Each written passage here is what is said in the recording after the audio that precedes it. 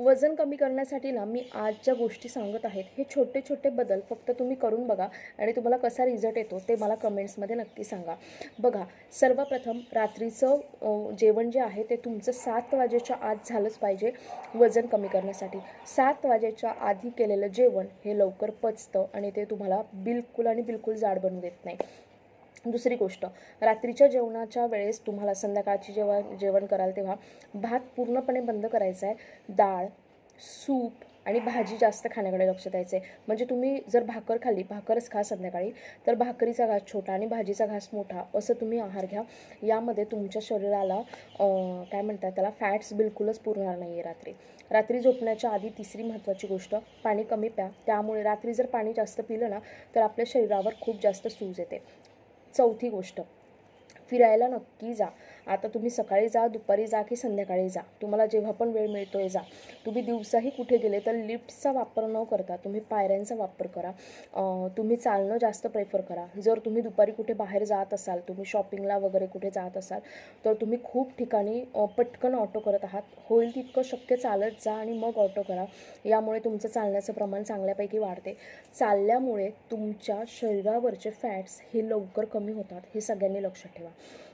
महत्त्वाची गोष्ट ही आहे की तुम्ही काय खात आहात यापेक्षा जास्त किती खात आहात हे खूप मॅटर करते. गुलाबजाम खाल्ल्याने पण वजन वाढत नाही आहे हे लक्षात ठेवा, परंतु 4 ते 5 गुलाबजाम एकाच वेळेस खाल्ल्याने वजन वाढते.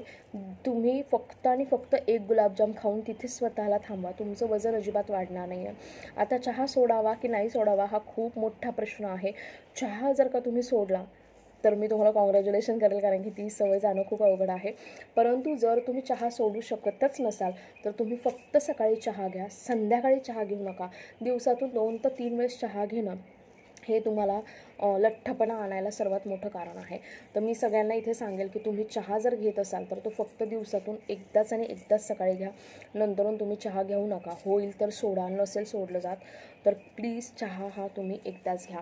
स्वतःला ब्लॅक कॉफी घ्यायची सवय लावा. दिवसातून 1 कप ब्लॅक कॉफी केव्हा पण घ्या. भलेही मग तुम्ही ती रात्री 9:30 वाजता झोपताना घ्या की 10 वाजता झोपतायत तेव्हा तुम्ही घ्या, पण दिवसातून स्वतःला एकदा ब्लॅक कॉफी घ्यायची सवय लावा विदाऊट शुगर. ब्लॅक कॉफी काय करते, तुमच्या शरीरामधल्या फॅट्सला बाहेर काढण्याचं काम करते.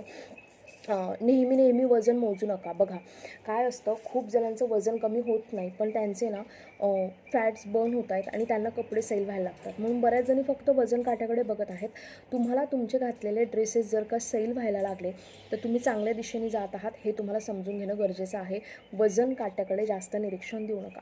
हे बदल तुम्ही करून बघा. अगदी सोपे बदल आहे, यामध्ये मी काहीच असं अवघड सांगितलेलं नाही आहे. जर तुम्ही हे बदल केले तर 8 ते 10 दिवसात तुम्हाला तुमच्या स्वतःमध्ये खूप चांगले बदल झालेले दिसतील. आणि हो, नक्की तुम्ही आज जी कुर्ती घालत आहात ती तुम्हाला 10 ते 15 दिवसांमध्ये नक्की आणि नक्की सैल होईल.